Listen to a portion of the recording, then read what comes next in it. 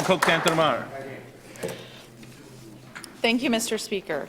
And I'm responding to the minister's statement on sexual violence on campuses, and I am glad to see that the minister has brought this to the House today, that some action will be taken.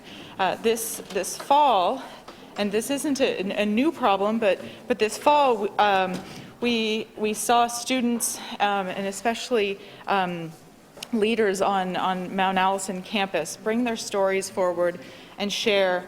And on social media, they shared dozens, individuals shared their stories, and I read dozens and dozens of stories of their experiences of sexual violence and oftentimes lack of institutional support, and basically impunity for those who perpetrated were the perpetrators and committed the sexual violence.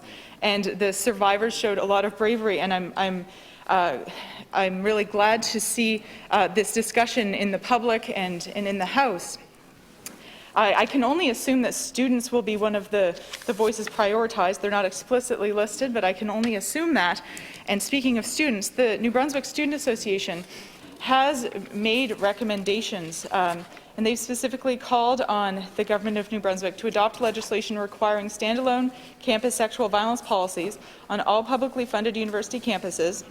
And this needs to be drafted with students involved, and to require a reporting structure. And they've also called on the Government of New Brunswick to provide funding or to directly fund specific trauma-informed support services on all public post-secondary campuses. So here are some concrete actions that students have called for, and I would urge this government to take action on these. And of course, these sexual violence doesn't just happen on campuses, though we see that it is very prevalent. But these show the inequality and the power relationships in our society. And so while we do need to change some cultural things, we need to change some systemic things.